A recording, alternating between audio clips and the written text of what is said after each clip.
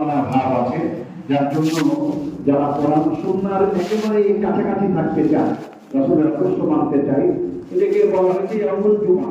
অতএব জুমআ আমরা বাংলায় বলবো জুমাবার, ইয়াউমুল জুমআ। তাহলে আজ জুমাবার ৩ মুহররম ১৪৪৮ হিজরি, ৫ আষাঢ় ১৪৩৩ বঙ্গাব্দ, ১৯ জুন ২০২৬ ঈশাই, ২০২৬ ঈশাই, অর্থাৎ ঈসা আলাইহিস সালামের যে খ্রিস্টাব্দ অনুপাতে যারা এটাকে মেনে চলার চেষ্টা করেন তারা খ্রিস্টাব্দ কথাটা ব্যবহার করেন না, লেখেন ঈশাই। অর্থাৎ ঈসা আলাইহিস সালামের এই সময়ের এই মতে আজকে ২০২৬ হিজরি ১৯ জুন ১৪৪৮ হিজরি, অর্থাৎ হিজরি নববর্ষের প্রথম খুতবা বাইতুল আমান রাজশাহী মহানগর ঐতিহ্যবাহী মসজিদে আমরা আজকে শোনার এবং বলার চেষ্টা করছি। আল্লাহ পাক আমাদেরকে কবুল মঞ্জুর করুন বলে আমিন। আল্লাহুম্মা আমিন।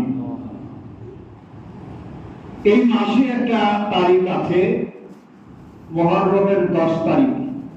এই তারিখটা মুহররম মাস বোঝে না, কিন্তু আশুরা বুঝি। আশুরা আসলে শব্দটা আসারা, আরবিতে আসারা মানে ১০, আসারাতুন মানে হলো ১০, ১ ২ করে করতে করতে ওয়াহিদ ইসলাম সালাসা আরবা এই করতে করতে গিয়ে আসারাতুন মানে ১০।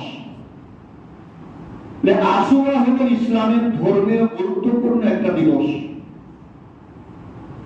খুব ভালো করে শুনুন, আশুরা ইসলামের ধর্মীয় গুরুত্বপূর্ণ একটি দিবস।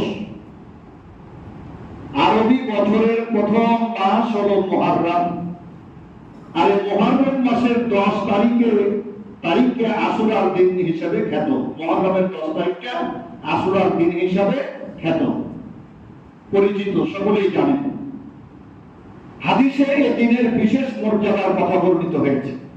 ১০ই মুহররমের কথা হাদিসে বর্ণিত হয়েছে।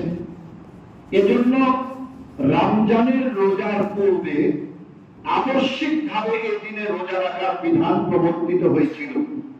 অর্থাৎ হিজরি দ্বিতীয় সনের শাবান মাসে সূরা বাকারার ১৮৩ নম্বর আয়াত, ইয়া আইয়ুহাল্লাযীনা আমানু কুতিবা আলাইকুমুস সিয়াম কামা কুতিবা আলাল লাযীনা মিন ক্বাবলিকুম লাআল্লাকুম তাত্তাকুন, এই আয়াতের মাধ্যমে নবী মক্কাতেও না, নবুয়ত লাভ করলেন মক্কাতে, ১৩ বছর ছিলেন মক্কাতে, সিয়াম ফরজ হয়নি। ফরজ হয়েছে হিজরি দ্বিতীয় সনে, অর্থাৎ নবুয়তের ১৫ বছরে, ১৩ বছর মক্কায় আর দ্বিতীয় সন হিজরি, তাহলে ১৫ বছর। সূরা বাকারার ১৮৩ নম্বর আয়াতের মাধ্যমে আমরা যে রমজান মাসে রোজা পালন করি, এই এক মাস সিয়াম ফরজ হলো। তার আগ পর্যন্ত ফরজ রোজা হিসাবে সমস্ত নবীরা পালন করে আসছেন আশুরার রোজা, তারা আবশ্যিক হিসাবে এটা আমল করে আসছেন। কিন্তু যখন রমজানের সিয়াম ফরজ হয়ে গেল, তখন এটা নফল হয়ে গেল, তখন এটা ঐচ্ছিক নফল। সম্মানিত মুসল্লিগণ, তবে এই দিনের রোজার ফজিলত হাদিসে আসছে, আশুরার দিনে যদি কেউ ১০ই মুহররম যদি কেউ একটা রোজা রাখে, তাহলে পূর্বের ১ বছরের জীবনের গুনাহ মাফ হয়ে যায়। আজকে বলার উদ্দেশ্য আছে, আগামী জুমা তো দিনটা শেষ হয়ে যাবে, মানে আগামী শুক্রবারই হয়তো পড়বে ওই দিনটা, অথবা যে দিনটাই পড়ুক, এখন তো দিন হয়ে গেছে, ১০ তারিখ কবে হবে জেনে নিয়ে আপনারা সেই দিনটা রোজা রাখার চেষ্টা করবেন। নারী পুরুষ সকল মুসল্লির কাছে আমার উদাত্ত আহ্বান, বিনীত অনুরোধ, আশুরার রোজা রাখবেন, বিগত ১ বছরের জীবনের গুনাহ মাফ, এটা আমার রাসূল বলছেন। আর যদি আরাফার দিনে রোজা রাখেন, তাহলে ২ বছরের জীবনের গুনাহ মাফ। আল্লাহ কত সুযোগ করে দিয়েছেন। আল্লাহ চান না যে তার বান্দা বান্দি জাহান্নামে যান। আল্লাহ ওসিলা দিয়ে দিয়ে ওয়াবতাগু ইলাইহিল ওসিলা, ওসিলা মানে এই ইবাদত, সমস্ত ওই পীর ধরা না,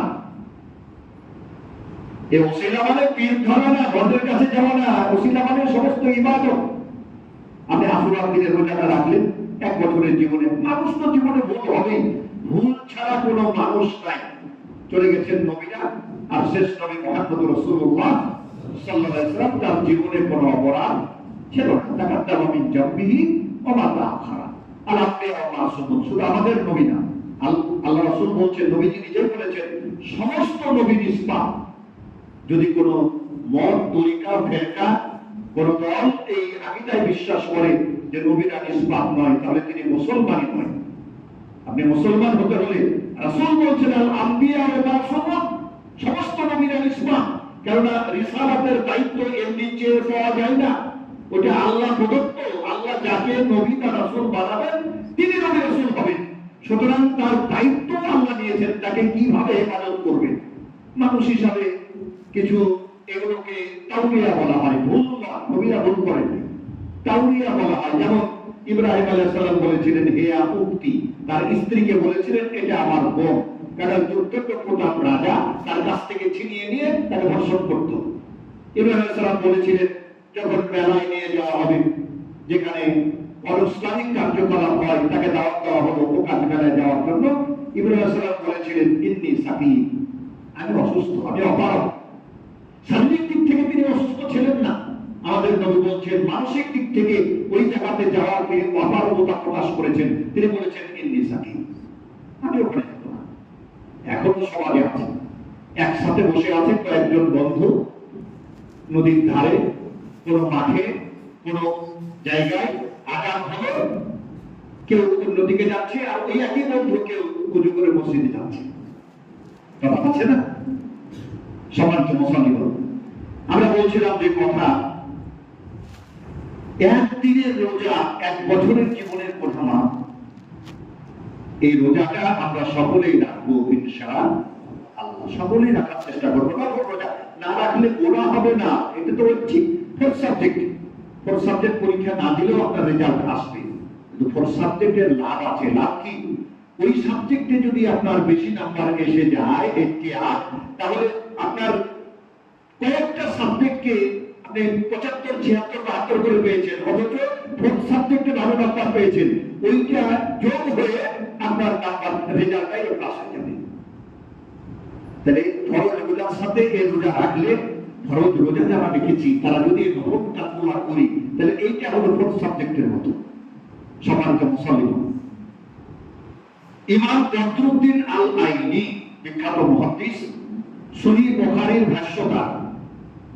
সহিহুল বুখারী যে হাদিস গ্রন্থ, এই হাদিসের টিকা লিখেছেন, ব্যাখ্যাকার। তার কিতাবের নাম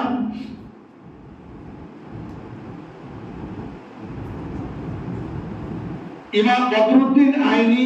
এই দিনের বিশেষ মর্যাদার বর্ণনা দিতে গিয়ে লিখেছেন, আল্লাহ তাআলা এই 10 দিনে 10 নবীকে 10টি মুজিজা দিয়ে সম্মানিত করেছেন।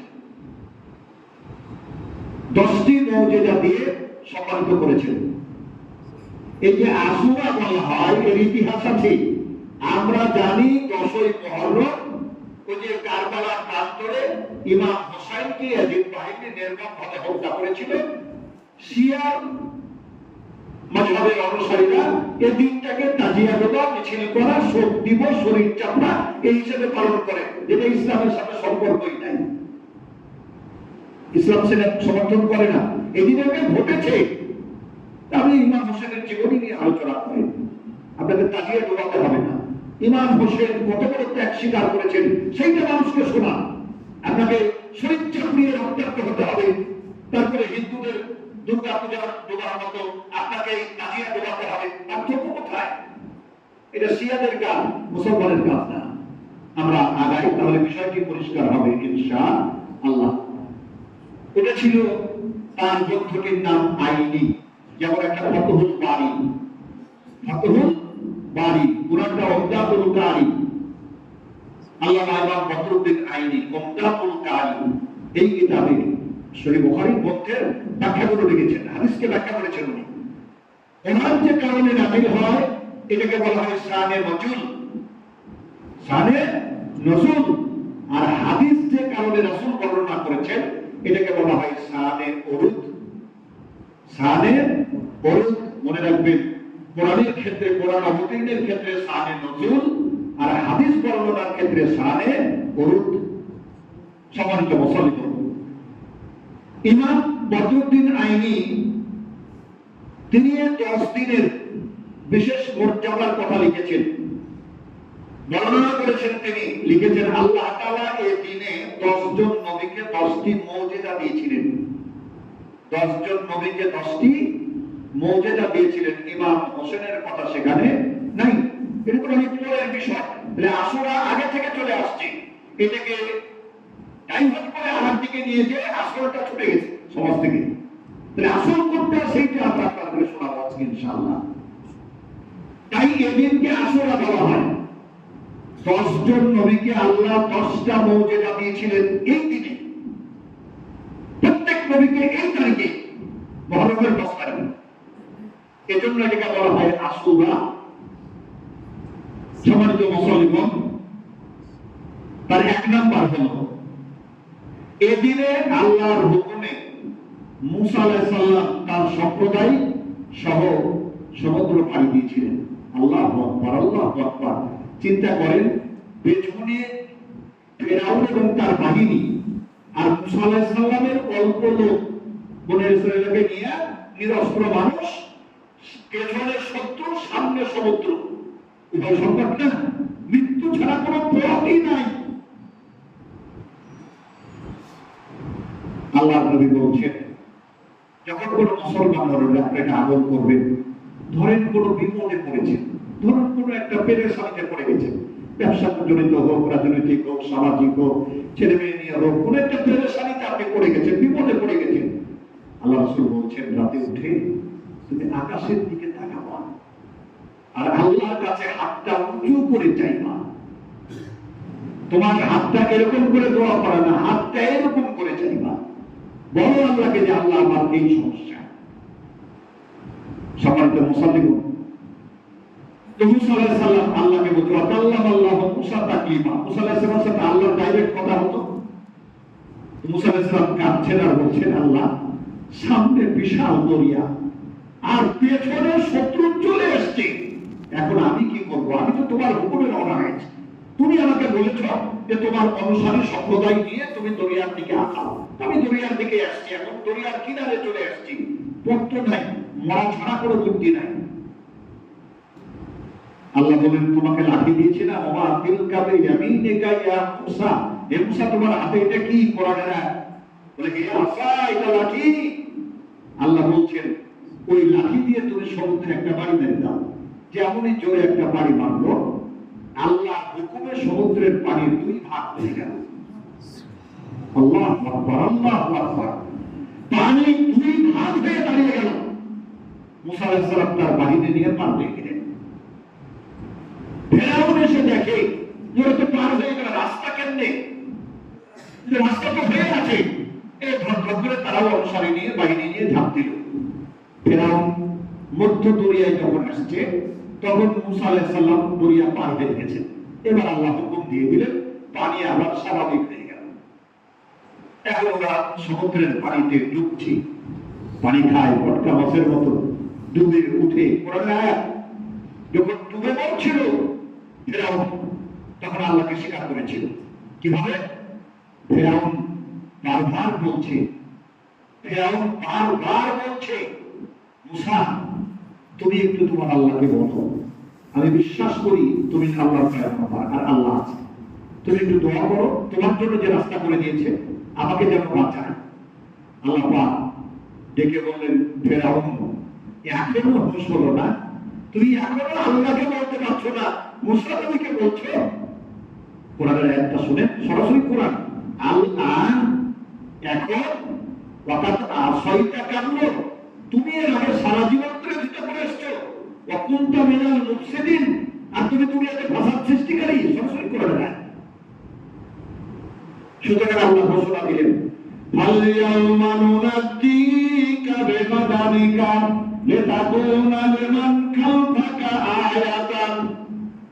আল্লাহ বললেন, মুসা তুমি চলে যাও, তোমাকে দাঁড়াতে হবে না, তোমার কাছে বলেছে তুমি আমাকে বলবা, দোয়ার দরকার নাই, যাও তুমি তোমার সম্প্রদায় নিয়ে সামনে আগাও, ওর কি অবস্থা হয় আমি আল্লাহ দেখছি, ও দায়িত্ব তো আমি আল্লাহ। আল্লাহ বলছেন, ফালইয়াউমা নুনাজ্জিকা বিবাদানিকা লিতাকুনা লিমান খালফাকা আয়া, আমি আল্লাহ নির্দেশ দিলাম দরিয়ার পানিতে তুমি ডুবে মরবা, কিন্তু পানি তো বা দরিয়ার কোনো পোকা, দুনিয়ার কোনো প্রাণীতে তোমার শরীর খাবে না, পচবে না, বলবে না, ওই অবস্থায় তুমি থাকবা। ঐতিহাসিকরা বলছেন, তাফসীরে আসছে যে দীর্ঘদিন পরে ফেরাউনকে সমুদ্রের মধ্যে পাওয়া গিয়েছিল, কিন্তু তার শরীর পচেনি, শরীরে পোকাও লাগেনি, পানির মধ্যে পড়ে আছে। ওটা তো কদিনই পচে দুর্গন্ধ হয়ে যাওয়ার কথা। সমুদ্রের পানি কত রকমের প্রাণী আছে, হাঙ্গর বলেন, বিভিন্ন প্রাণী, মাছই বলেন, কামড়ে খেয়ে ফেলতো। কিন্তু আল্লাহ কোরআনে বলছেন ফাল্যাউমা নুনাজ্জিকা বিবাদানিকা লিতাকুনা লিমান খালকাকা আয়াতান। ফেরাউনের শরীরটাকে আমি মহামহিয়ান আল্লাহ পৃথিবীবাসীর জন্য একটা বিরাট নিদর্শন বানিয়ে দিলাম। আজও রয়ে গেছে, আজও রয়ে গেছে। সমাজ উপস্থিতি, এক নম্বর বলা হলো যে এই দিনে আল্লাহ পাক এই 10ই মুহররমে মুসা নবীকে আল্লাহ দরিয়া পার করিয়েছিলেন আর ফেরাউনকে ডুবে মেরেছিলেন। কে বললেন? আল্লাহ। আল্লাযী খালাকাল মাউতা ওয়াল হায়াতা, হায়াত মউত তো আল্লাহর হাতে। কত ইজ্জত মাত্তাশা, কত জিল্লু মাত্তাশা। আল্লাহ যাকে খুশি ইজ্জত দেন আর যাকে খুশি বেইজ্জত করেন। এবার 2 নাম্বার, নূহ আলাইহিস সালামের মহাপ্লাবনে, নূহ আলাইহিস সালামের মহাপ্লাবন থেকে তার নৌকা যদি পাহাড়ে এই 10ই মুহররম নম্বর করা হয়েছিল। সারা পৃথিবী ডুবে গিয়েছিল। পৃথিবীর প্রথম রাসূল, পৃথিবীর প্রথম নবী আদম আলাইহিস সালাম, পৃথিবীর প্রথম রাসূল নূহ আলাইহিস সালাম। নবী এবং রাসূলের মধ্যে পার্থক্য আপনারা জানেন।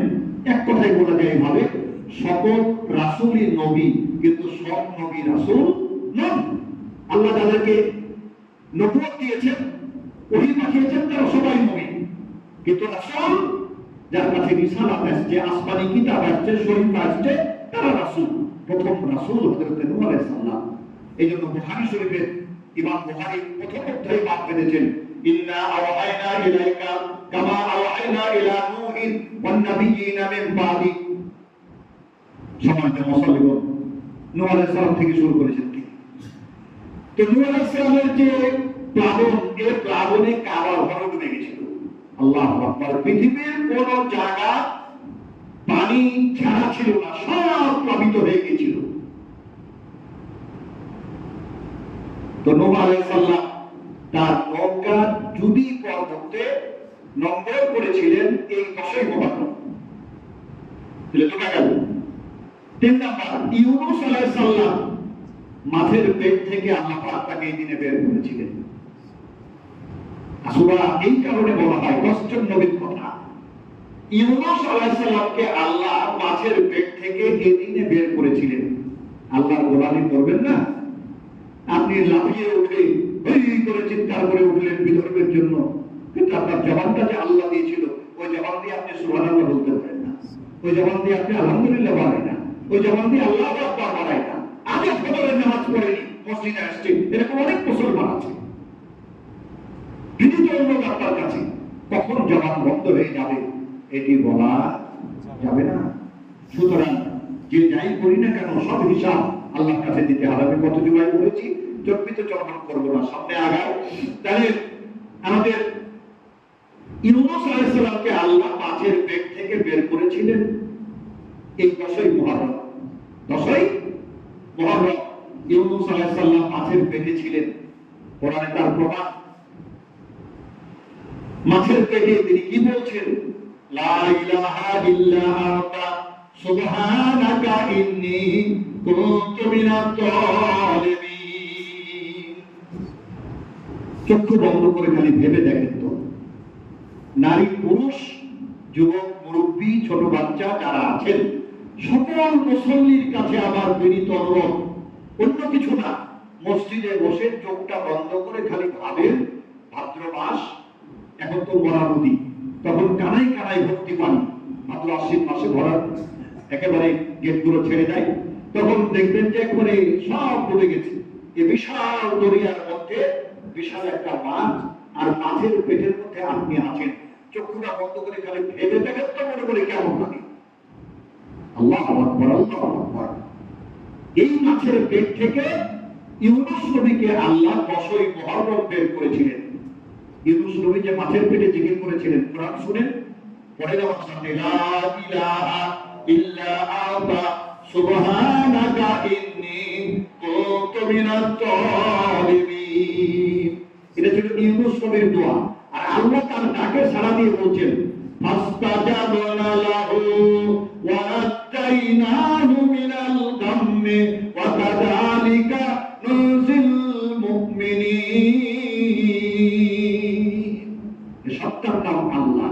মাছের পেট থেকে উনি ডাকলেন, আর আরশে আজিমে বসে আল্লাহ তার ডাকে সাড়া দিয়ে 10ই মুহররম মাছের পেট থেকে অক্ষত অবস্থায়, জ্যান্ত অবস্থায়, কোনো রকমের অসুবিধা ছাড়াই আল্লাহ পাক তাকে আবার বের করে দিলেন। কোন ক্ষতি তার হয়নি। সম্মানিত মুসল্লিদ, এরপরে আমরা যেটি বলতে চাচ্ছিলাম, 4 নম্বর, আদম আলাইহিস সালামের তওবা আল্লাহ 10ই মুহররম কবুল করেছিলেন। 300 বছর কেঁদেছিলেন, প্রায় 300 বছর। আমরা পড়ি তার দোয়াটা, ইউনূস আলাইহিস সালামের দোয়া পড়লাম, তার দোয়া পড়ি, রব্বানা যালামনা আনফুসানা ওয়া ইল্লাম তাগফির লানা ওয়া তারহামনা লানাকুনান্না মিনাল খাসিরিন। রব্বানা যালামনা আনফুসানা ওয়া ইল্লাম তাগফির লানা ওয়া তারহামনা লানাকুনান্না মিনাল খাসিরিন। রব্বানা যালামনা আনফুসানা ওয়া ইল্লাম তাগফির লানা ওয়া তারহামনা লানাকুনান্না মিনাল খাসিরিন। রব্বানা, হে আমার রব, যালামনা, আমি জুলুম করেছি, আনফুসানা, আমার নফসের প্রতি, ওয়া তারহামনা, তুমি যদি রহম না করো, লানাকুনান্না মিনাল খাসিরিন, আল্লাহ আপনি ক্ষতিগ্রস্ত হয়ে যাও। 300 বছর কেঁদেছিলেন। এই ইতিহাস অনেকদিন আমি আপনাদেরকে শুনিয়েছি। আকাশের দিকে তাকাতেন না নবীজি। আদম আলাইহিস সালাম জমিনের দিকে লজ্জায় আকাশের দিকে তাকাতেন না, জমিনের দিকে মুখ করে কাঁদতেন। কিভাবে আল্লাহ মুক্তি দিলেন সে ঘটনা আমি আপনাদেরকে অনেকবার শুনিয়েছি, পরবর্তীতে আবারও বলবো। আজকের খুতবায় আমরা যেটি বলতে চাই, আল্লাহ আদম আলাইহিস সালামের এই তওবা এই 10ই মুহররম আশুরার দিন কবুল করেছিলেন। সম্মানিত মুসল্লিগণ, 4 নম্বর গেল। 5 নম্বর, ইউসুফ আলাইহিস সালামকে কূপ থেকে আল্লাহ পাক এই দিনে মুক্তি দিয়েছিলেন। যে 10 ভাই, তাদের তারই ভাই যুক্তি করে বাবা তাকে বেশি ভালোবাসে, তাই ষড়যন্ত্র করে তাকে কূপের মধ্যে ফেলে দিয়েছিল। আর একটা প্রাণীর রক্ত মাখিয়ে ওই জামাটা তার বাবার কাছে দিয়ে বলছেন, তোমার ছেলেকে বাঘে খেয়ে দিয়েছে। কিন্তু বাবা তো আল্লাহর পয়গম্বর, বাবা বলছে অসম্ভব, এটা অন্য কোনো প্রাণীর রক্ত, আমার ইউসুফের রক্ত না। কাঁদতে কাঁদতে তার বাবার চোখ বন্ধ হয়ে গিয়েছিল। সন্তানের জন্য কাঁদতে কাঁদতে বাবার চোখ বন্ধ হয়ে গিয়েছিল। আল্লাহর পয়গম্বর কাঁদছে। আমরা যেটি বলছিলাম, ইউসুফ আলাইহিস সালাম কূপের মধ্যে, ঘটনা আমি অনেকবার আপনাদেরকে শুনিয়েছি। পৃথিবীতে একটা রাত গেছে, যে রাত আল্লাহর দুনিয়ায় কোনো মানুষ অসুস্থ ছিল, কেউ অসুস্থ ছিল না। একটা রাত পৃথিবীতে একটা রাত গেছে, যে রাত কোনো মানুষ অসুস্থ ছিল না। একজন মানুষ দোয়া করেছিলেন, আর একজন ফেরেশতা আমিন বলেছিলেন। ওই একটা রাত সারা পৃথিবীর কোনো হাসপাতালে সব মানুষ সুস্থ হয়ে গেছিল। ঘুমিয়ে থাকলেও সুস্থ, অসুস্থতার মধ্যে পড়ে থাকলেও সুস্থ। মুফাসসিরে কেরামরা কত সুন্দর করে তাফসীরের মধ্যে নিয়ে আসছেন। ভারতের বিখ্যাত আলেম মাওলানা আবুল কালাম আজাদ তরজমানুল কোরআন, কোরআনের তাফসীর লিখেছেন, বিশ্ববিখ্যাত তাফসীর কোরআন কা কানুন উরুজ জাওয়াল, basic concept of the holy Quran ইংরেজিতে লিখেছেন। এত সুন্দর করে তুলে ধরেছেন। সম্মানিত উপস্থিতি, তিনি সেখানে কি অবস্থায় ছিলেন, কি অবস্থা তার জন্য হতো, খুব সুন্দর করে সে বিষয় তুলে ধরা হয়েছে। আমি আপনাদেরকে ওই পরবর্তীতে আবার ওই বিষয়গুলো ক্লিয়ার করার চেষ্টা করি, আমরা প্রশ্ন শেষ করার চেষ্টা করি, কারণ আগামী সময় ওই একই বিষয় এই বিষয়টারই যেমনই কেন আজকে সব কমপ্লিট করা যাবে না, কেননা ওই এর ইতিহাসটা 61 হিজরিতে ইউফ্রেটিস নদীর তীরে ইমাম হুসাইন আর কারবালার প্রান্তরে ইয়াজিদ বাহিনীর সাথে যে মর্মান্তিক যুদ্ধ, সেখানে কি অবস্থা ঘটেছিল। ইমাম হুসাইনের ছোট্ট বাচ্চা নাম রেখেছিলেন আলী আসগার, বাবার নাম আলী, ওটা তো বড় আলী, এজন্য আলী আসগার, ছোট আলী। নয়নের মণি পরিজাত কন্যা সন্তান কিভাবে শত্রুর তীর বিদ্ধ হয়ে বাপের কোলে ইন্তেকাল করেছিল, শহীদ হয়েছিল কারবালার প্রান্তরে। সে রোমহর্ষ ঘটনা আমরা আগামী জুমায় তুলে ধরার চেষ্টা করব। আজকের খুতবায় আমরা যেটি তুলে ধরতে চাই, সম্মানিত মুসল্লিগণ, তাহলে ইউনূস আলাইহিস সালাম, আদম আলাইহিস সালাম বলেন এর 5 নাম্বার, ইউসুফ আলাইহিস সালামকে আল্লাহ কূপ থেকে আজকের কি বলে 10ই মুহররমে মুক্তি দিয়েছিলেন। ছোট বাচ্চারা কত সুন্দর করে বলে, জুমার খুতবার কবিতা আবৃত্তির নিয়ম নাই, আমি দৃষ্টান্ত দিচ্ছি। 10 ভাইয়ের যুক্তি বসিয়া হযরত ইউসুফকে কুয়াই দিলেন ফেলিয়া, কুয়াই পড়ে ইউসুফ কান্দে হায় রে হায়, মরণ কালে না দেখিলাম বাবু মা। ছোট্ট বাচ্চা, 1 বছর বয়স, কূপের মধ্যে যখন পড়ে গেছে, কাঁদছে যে মৃত্যু পড়ে যাবো, কূপের মধ্যে বাঁচার কথা না, কিন্তু ভাবছেন আমি মরে গেছি, কে জঙ্গলের মধ্যে কূপে আমাকে বাঁচাবে? আল্লাহু আকবার। কিন্তু হায়াত ও মওতের মালিক আল্লাহ। আল্লাহ সে কূপ থেকে কিভাবে বাঁচালেন, জান্নাতি খাবার ফেরেশতা এসে কিভাবে দিলেন, কি হলো, কি ঘটলো, ওটা আরেকদিন বলবো ইনশাআল্লাহ। ওই যে পৃথিবীতে একটা রাত গেছে, সে রাত কোনো মানুষ অসুস্থ ছিল না। তো ইউসুফ আলাইহিস সালামকে আল্লাহ কূপ থেকে বের করেছিলেন 10ই মুহররম। 10টা বিষয় আছে, এটি হলো 5 নাম্বার। 6 নাম্বার হলো ঈসা আলাইহিস সালামের, এই 10ই মুহররম ঈসা আলাইহিস সালাম জন্মগ্রহণ করেন। ঈসা আলাইহিস সালামের জন্ম তারিখ 10ই মুহররম, আর 10ই মুহররমে মহান আল্লাহ ঈসা আলাইহিস সালামকে আকাশে উঠিয়ে নিয়েছেন। ঈসা আলাইহিস সালাম পৃথিবীতে আসবেন নবী হিসেবে না, উম্মতে মুহাম্মদী হিসেবে। উম্মতে মুহাম্মদী হিসেবে পৃথিবীতে ঈসা আলাইহিস সালাম আসবেন। ফেরেশতা, 2 জন ফেরেশতা 2 কাঁধে পা দিয়ে নেমে আসবেন আকাশ থেকে, তার মুখ দিয়ে অজুর পানি, দাড়ি দিয়ে অজুর পানি বইতে থাকবে। এই অবস্থায় তিনি এসে নামবেন। সম্মানিত উপস্থিতি, সারা পৃথিবীতে একজনও বিধর্মী থাকবে না, সারা পৃথিবীতে কোনো বিধর্মী থাকবে না। এমনকি এই যে আজকে ইহুদি নাসারা যারা ক্ষমতা দেখাচ্ছে, আল্লাহ রাসূল 1450 বছর আগে বলে গেছে, ইহুদিরা গাছের নিচে লুকাবে, গাছের আড়ে, পাহাড়ের আড়ে লুকাবে, পাথরের আড়ে লুকাবে জীবন বাঁচাবার জন্য। আল্লাহ রাসূল বলছেন ইয়াকুলুল হাজারু ওয়াস সাজার, হাজারুন মানে পাথর, সাজারুন মানে গাছ। আল্লাহ নবী বলছেন পাথর এবং পাহাড়, গাছ কথা বলবে, মুসলমান এসো আমার পিছনে ইহুদি লুকিয়ে আছে, একটা হত্যা করো। এই হাদিস নিয়ে ইহুদিরা গবেষণা শুরু করেছে, কোন সে গাছ কথা বলবে, ওই গাছ যেন পৃথিবীতে জন্ম নিতে না পারে, এই ব্যবস্থাটা গবেষণা চালাচ্ছে। আর মুসলমান খালি হই হুল্লোড় নিয়ে ব্যস্ত হয়ে আছে। মুসলমান তাদের পরলৌকিক চিন্তার কোনো কথা নাই, মানে নিজেদের মধ্যে খালি হানাহানি, মুসলমানের মধ্যে হানাহানি। সম্মানিত উপস্থিতি, দুনিয়া নিয়ে একদম ব্যস্ত, দুনিয়ার রং তামাশা নিয়ে ব্যস্ত। কতটা আহাম্মক হলে কাজটা করে যে বাপের জমি বিক্রি করে ওই ব্রাজিল আর্জেন্টিনার পতাকা কয়েক মাইল টাঙিয়েছে, স্ত্রীর নামে লোন তুলেছে, অসহায় মহিলা কি করবে, না হলে মারবে স্বামী, বাধ্য হয়ে নিজের নামে তুল, ওর স্ত্রীর নামে লোনের টাকা তুলে ওর যে দল সাপোর্ট করে সেই দলের পতাকা টাঙিয়েছে। লাভ কি বাবা? এই বোকা কি, আমার আব্বাই ভাষায় বলতেন, বোকা কি আর গাছে ধরে? ও জিতলে তোমার কি লাভ আর হারলে তোমার কি লস। একজন ভালো খেলে, এটা তোমার মনে হতে পারে যে হ্যাঁ ঠিক আছে ওই লোকটা ভালো খেলে, বাস দেখছে না, কিন্তু তাকে অনুসরণ করার তোমার প্রয়োজন নেই। আমি যে বিষয়গুলো ধরার চেষ্টা করছিলাম, হৃদয়ের সত্যটুকু আমি উজাড় করে তুলে ধরার চেষ্টা করুন। এরপরে দেখো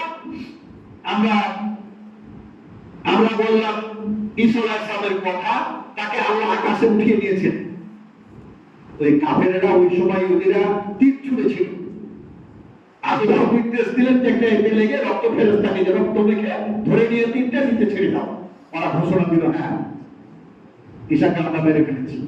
ওই জন্য ক্রুশবিদ্ধ, দেখেন না ক্রুশবিদ্ধ, ক্রুশ তাদের ইয়া, তারা এই কাজটা করেছে, তারা হত্যা করেছে এইভাবে। এবং যে লোকটা কে পাওয়া গেল ওই ঘরের মধ্যে, যে ঘরের মধ্যে তিনি ছিলেন, ঘরের ছাদটা খোলা, সুতরাং আল্লাহ খুলেই তাকে বের করে নিয়েছিলেন, উপরে নিয়েছেন।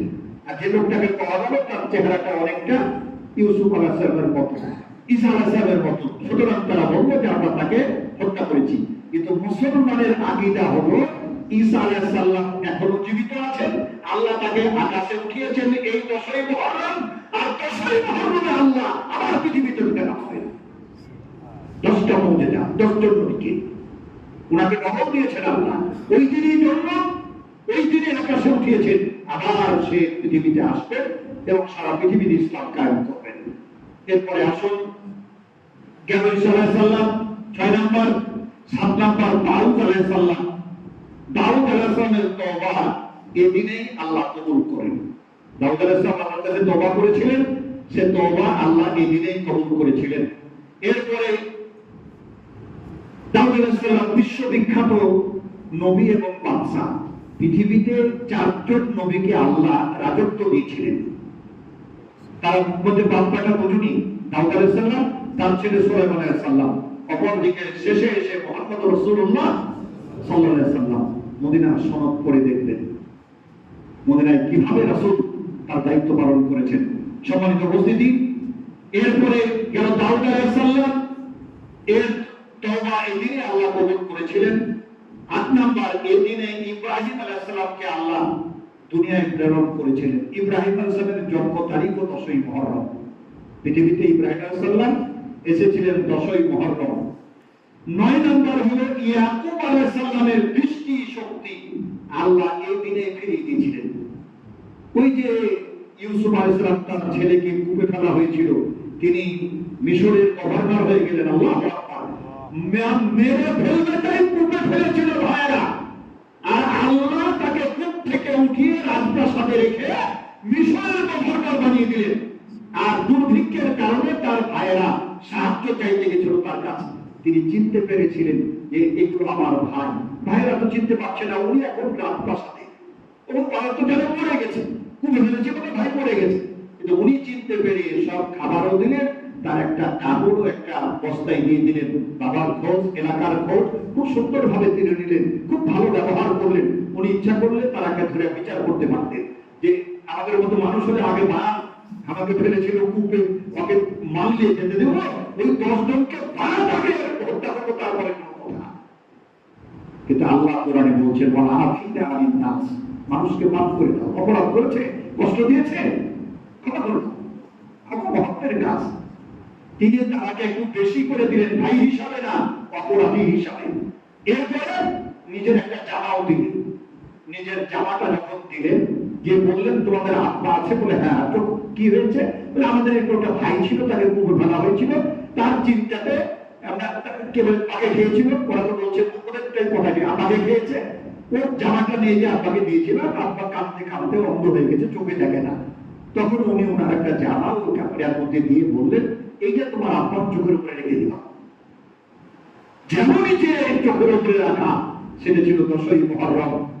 সাথে সাথে তার দৃষ্টি শক্তি আল্লাহ ফিরিয়ে দিয়েছেন। সন্তানের জন্য কেঁদে অন্ধ হলেন, ওই পিতার দৃষ্টি শক্তি আল্লাহ ফিরিয়ে দিলেন।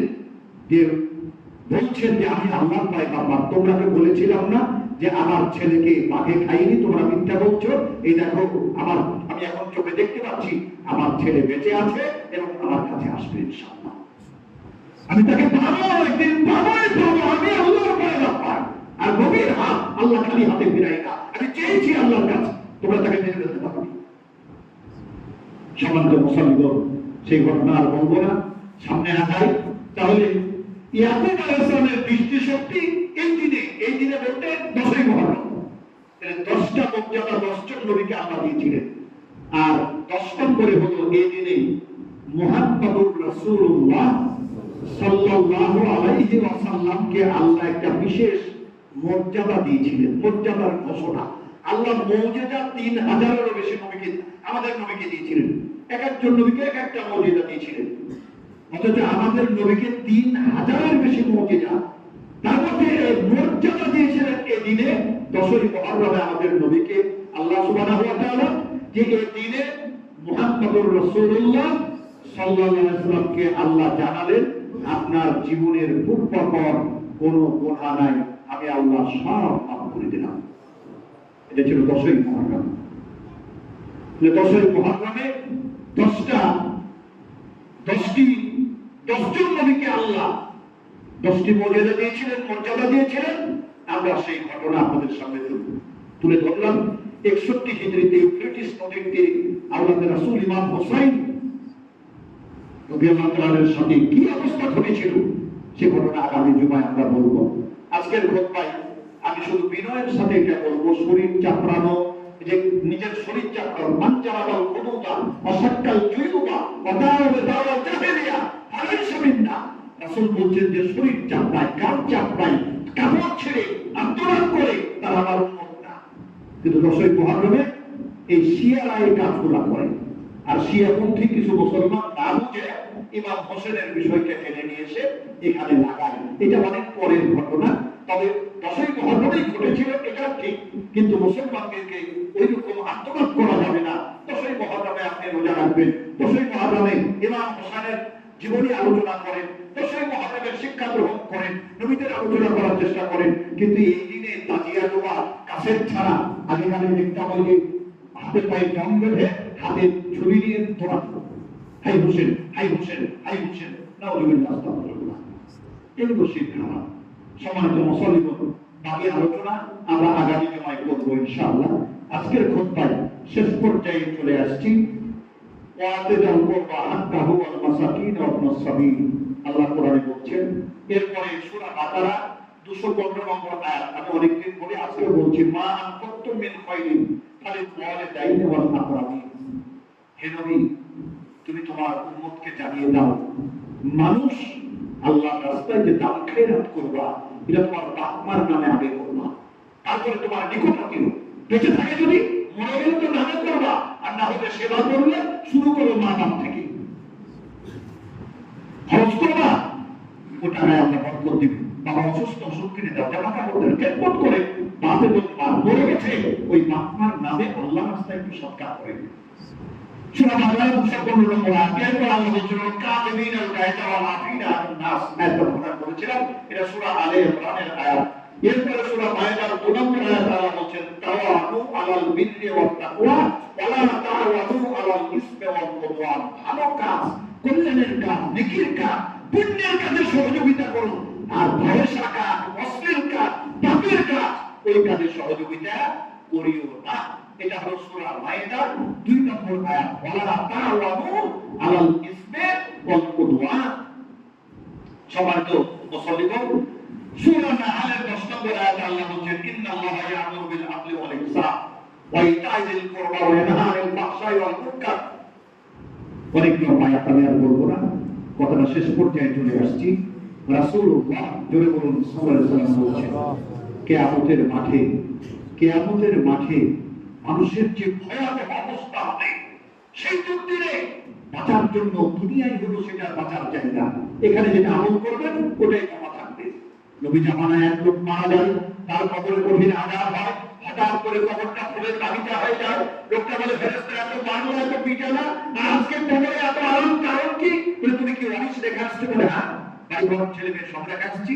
বলে, তোমার সন্তানেরা তোমার নামে আল্লাহর ঘরে একটু দান করে দোয়া নিয়েছে, তো যে পাপের কারণে তোমার কবরে আঘাত হচ্ছিল, তোমার ওয়ারিসদের দান করার কারণে আল্লাহ মাফ করে দিয়েছেন। তাহলে আমি নিম্ন খারাপ সন্তান না আদর্শ সন্তান এটা বোঝা যাবে। আপনার এই মসজিদের কোটা, মসজিদের কাজ, দিনই কাজ কখন যে বাপ মা নাই তার জন্য আপনি কিছু করছেন কি না? কিয়ামতের মাঠে বহু মানুষ কাঁদবে আর বলবে, আল্লাহ আমি এত ভালো মানুষ ছিলাম না, এত নেকি আমার ছিল না, এত নেকি কোথা থেকে আসলো? আল্লাহ বলবেন তোমার ছেলে মেয়ে রেখে আসনি? বলে আর রেখে এসেছিলাম। বলে তোমার যেটুক ছিল, তোমার নামে তোমার সন্তানেরা দাম খেয়াল করার কারণে তোমার মৃত্যুর পরে তোমার আমল নামে এটা যোগ হয়েছে সাদাকা, আর এই যোগ হয়ে বাড়তে বাড়তে এসব নেকি তোমার, এখন তুমি জান্নাতে চলে যাও। তো বাবা মা আমাকে আপনাকে জন্ম দিয়ে এত কষ্ট করে মানুষ করে রেখে গেলেন, আমরা কি একটাও ভাবছি না সেই কথা? কবরে শুনতে হবে, পাশেই গোরস্থান, মাঝে মাঝে যাবেন, গোরস্থানে যাবেন, বুঝতে পারবেন আপনার চাইতে কত দামি, কত মানি, কত কোটিপতি, কত পাওয়ারফুল মানুষ, যার পরিসরায় দেশ চলতো, সমাজ চলতো, তিনি শুয়ে আছেন, কোনো আওয়াজ নাই। আমি একদিন শুয়ে যাব। সুতরাং পরকাল মুখী হই। আপনাদের কাছে আবার ছোট্ট আবেদন, অনেকদিন করা হয়নি, মানে আলহামদুলিল্লাহ এটি বলতে বিরাট সুযোগ আপনাদের জন্য, যে মসজিদে যে টিন সেটটা দেখছেন সামনে, মসজিদের সামনে যে টিন সেট, এই টিন সেটের টিনগুলো অনেক দিন হয়ে যাওয়ার কারণে মরিচা লেগে নষ্ট হয়ে গেছে। সুতরাং সামনে বর্ষা আছে, আষাঢ় মাসে এসে গেছে, বৃষ্টি হলে যাই নামাজগুলো ভিজে যায়, মুসল্লিরা সালাত আদায় করতে পারে না। সুতরাং এই টিন চেঞ্জ করতে হবে। তো একটি টিন 18 কেজি, এই যে যেগুলো ইন্ডাস্ট্রিয়াল টিন, এগুলো একটা টিন 18 কেজি, প্রায় 32টি টিন লাগবে, যার মূল্য 89,280 টাকা। 32টি টিনের মূল্য 89,280 টাকা। 1 কেজি টিনের দাম 155 টাকা। মোটামুটি খোঁজ নিয়ে আমরা তথ্যটা আপনাদের সামনে দিচ্ছি। একটি টিনের দাম, তাহলে একটি টিনের দাম 2,790 টাকা। 2,790 টাকা, 2,790 টাকা। 18 গুণিত 155, আমার কাছে হিসাব হয়েছে 2,790 টাকা। আমার বিনীত অনুরোধ, আমরা আজকেই দিতে হবে এমন নয়, তবে নামটা ওই ইমাম সাহেবের কাছে কাগজ কলম আছে, যারা বাকিতে হোক একটা টিন দিবেন, 5টা পারলে 5টা দিবেন, 10,000 5,000 দিবেন, 1,000 দিবেন। ছাত্র ভাইরা 10-20 টাকা হলেও ওটাতে দিয়ে শরীক হবেন, অন্তত পক্ষে একটা করে টিন। আমি নিজেও শরীক হবো ইনশাআল্লাহ, আমি বলবো না, আমরা সকলেই শরীক হয়ে মসজিদের টিন আগামী সপ্তাহে, 1 সপ্তাহের মধ্যে, মানে আগে আজ তো সবাই টাকা নিয়ে আসেনি, কাজে এই কয়েকদিনের মধ্যে আমরা যেন এটা চেঞ্জ করতে পারি। মহিলা মুসল্লিদের কাছে অনুরোধ করবো, আপনারাও তাদের হাত প্রশস্ত করবেন। একটা করে টিন, কারো টাকা বেশি থাকলে 5টা টিন দেন, দিয়ে এই 1 লাখ না প্রায় লাখখানেক টাকা, তো এই টাকাটা সে করতে মোটামুটি যেটা হবে লাখের উপরে, টিনের দাম তো পুরোটা 1,000, তাহলে আরো খরচ আছে, সব মিলিয়ে প্রায় 16 লাখ টাকা। এইটা এই মসজিদের জন্য কিছুই না। আমাকে আমার একজন ভক্ত মুসল্লি এক সময় বলছিলেন, হুজুর এই সামান্য কাজের জন্য মেম্বারে দাঁড়িয়ে এত অনুনয় বিনয় করে আপনি বললেন, এটা যদি আমাকে বলতেন আমি একাই দিয়ে দিতাম। বললাম, ভাই দেখেন, আপনি একাই দিয়ে দিলে আপনি একাই নেকি পেতেন, কিন্তু মুসল্লিরা যে অল্প করে দিল তারা সবাই নেকি পেল না, তাদের যে নেকির দরকার আছে। সুতরাং আমি সকলের কাছে অনুরোধ করবো, আজকে না হোক আগামী জুমায় আপনারা নিয়ে এসে বা অক্টিয়াতে এসে মহিলারা পুরুষেরা যে যা পারেন আল্লাহর রাস্তে একটা টিন 2,790 টাকা, মানে মোটামুটি 3,000 টাকার কাছাকাছি। এইটা যদি 18 জন হয়, 18 জন হয়, তাহলে 18 জন হয়ে গেল, তাহলে একটু সহজে হয়ে যায়। তো আপনারা এই অনুরোধ আপনাদের কাছে আমার থাকলো, আল্লাহ পাক সহজ করে দিন বলে আমিন। 1 কেজির দাম 155 টাকা, যাদের কম টাকা অন্তত 155 টাকা করে হলেও ওখানে রসিদ নেওয়ার চেষ্টা করবেন। আল্লাহ পাক সকলকে কবুল মঞ্জুর করুন, আমিন, আল্লাহুম্মা আমিন। আগামী জুমায় আমরা বাকি আলোচনা তুলে ধরার চেষ্টা পাবো। বারাকাল্লাহু লাকুম ফিল কুরআনিল আযীম ওয়া নাফা'নাকুম বিল আয়াতি ওয়া যিকরিল হাকীম, ইন্নাহু তাআলা জাওয়াদুল কারীম ওয়া মালিকুম রাউফুর রাহিম। মসজিদের কোটাগুলো চালু করে দিন, বাম দিক থেকে ডান দিক থেকে চালু করে দিন। আলহামদুলিল্লাহি তাআলা ওয়া সালামুন আলা ইবাদিহিল্লাযীনা ইসতাফা।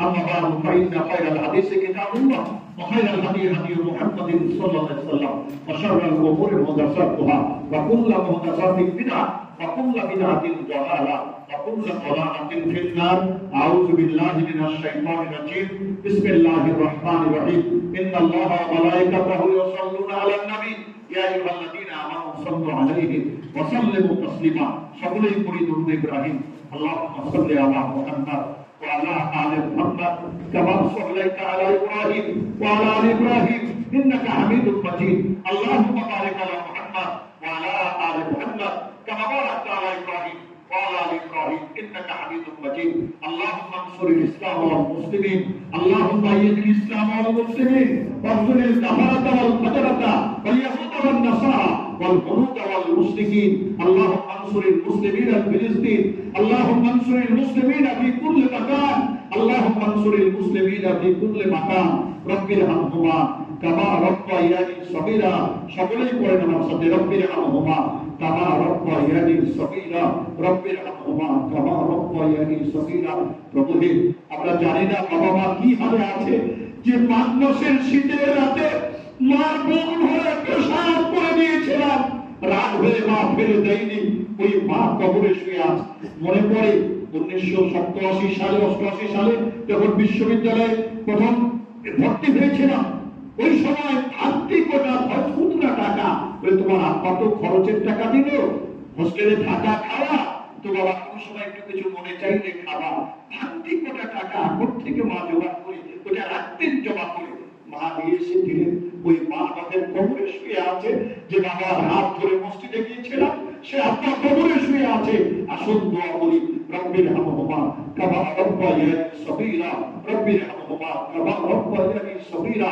আল্লাহ আমাদের সবাইকে ঈমানের হালাতে মওতিন বলি আমিন কালেমার হালাতে মওতিন বলি আমিন দুনিয়ার সর্বোত্তম জায়গা মসজিদ মসজিদের ছাদের ব্যাপারে কি এইটার নিচে মানুষ সালাত আদায় করবে সেখানে যতটুকু হোক আল্লাহ শরীক হওয়ার তৌফিক দিন আমিন ওয়া আখির দাওয়ানা আলহামদুলিল্লাহি রাব্বিল আলামিন সুবহান রাব্বিকা রাব্বিল ইজ্জাতি আম্মা ইয়াসিফুন ওয়া সালামুন আলাল মুরসালিন ওয়ালহামদুলিল্লাহি রাব্বিল আলামিন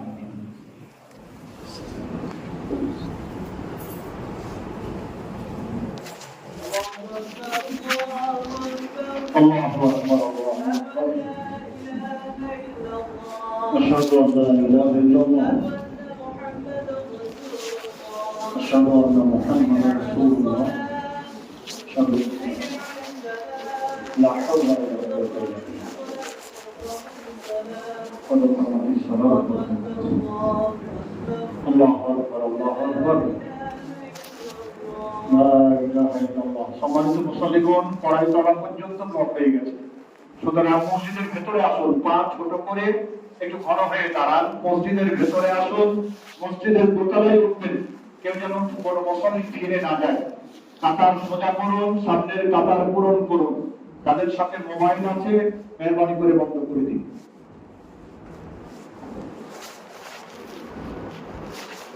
আল্লাহু আকবার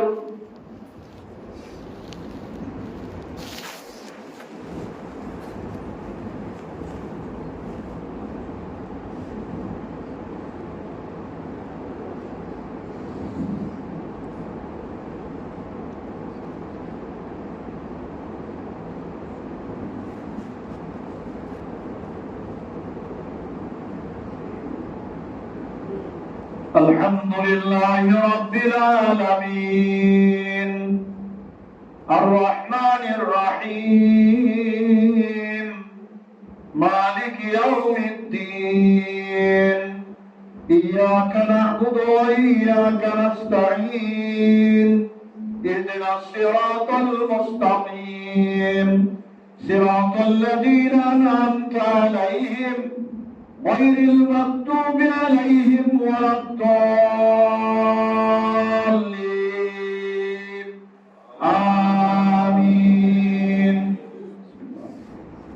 سبح اسم ربك الأعلى الذي خلق فسوى والذي قدر فهدى والذي أخرج المرعى فجعله غثاء أحوى سنقرئك فلا تنسى إلا ما شاء الله إنه يعلم الجهر وما يخفى ونيسرك لليسرى فذكر إن نفعت الذكرى سيذكر من يخشى ويتجنبها الأشقى الذي يصلى النار الكبرى ثم لا يموت فيها ولا يحيا قد أفلح من تزكى وذكر اسم ربه فصلى بل تبصرون الحياة الدنيا والآخرة خير وأبقى إن هذا لفي الصحف الأولى صحف إبراهيم وموسى. الله أكبر.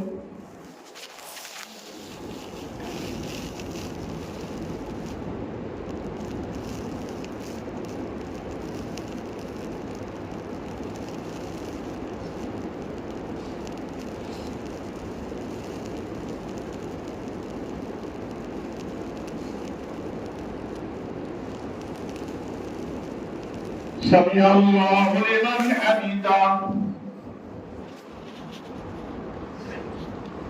الله أكبر.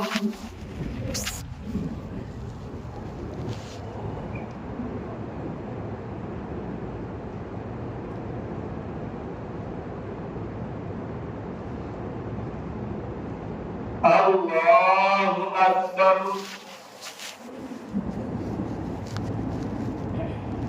الله أكبر.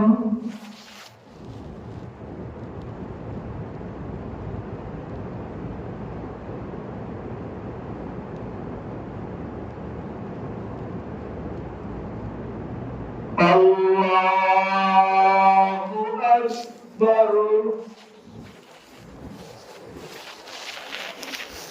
الحمد لله رب العالمين الرحمن الرحيم مالك يوم الدين إياك نعبد وإياك نستعين اهدنا الصراط المستقيم صراط الذين أنعمت عليهم غير المغضوب عليهم ولا الضالين.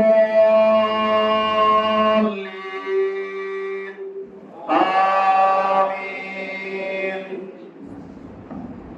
قل هو الله أحد الله الصمد لم يلد ولم يولد ولم يكن له كفوا أحد.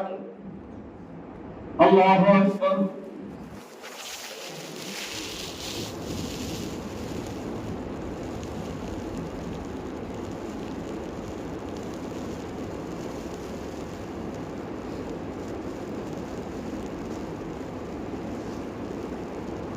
سمع الله لمن حمده. الله أكبر.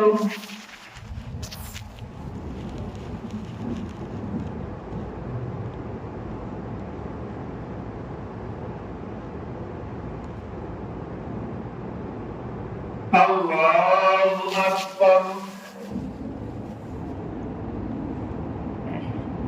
الله أكبر.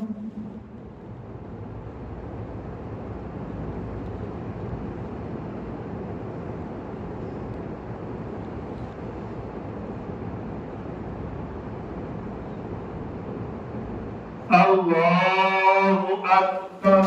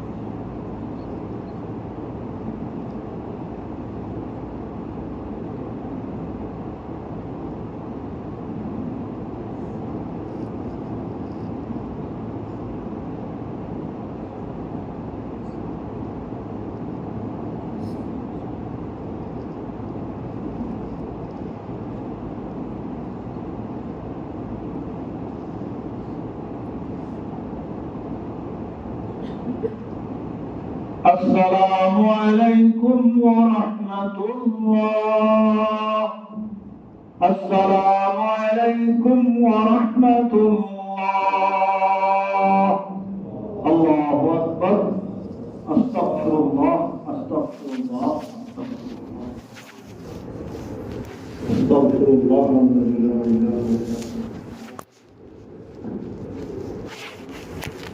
সম্মানিত মুসল্লিগণ, অত্র মসজিদের একজন মুসল্লি তার মৃত পিতার নিয়তে মসজিদে কিছু টাকা দান করেছেন এবং দোয়া চেয়েছেন। আমরা সবাই বলার সুযোগ পাইনি। আল্লাহ তার দান কবুল করুন এবং তার আব্বাকে আল্লাহ জান্নাতুল ফেরদাউস নসিব করুন। আমিন। আল্লাহ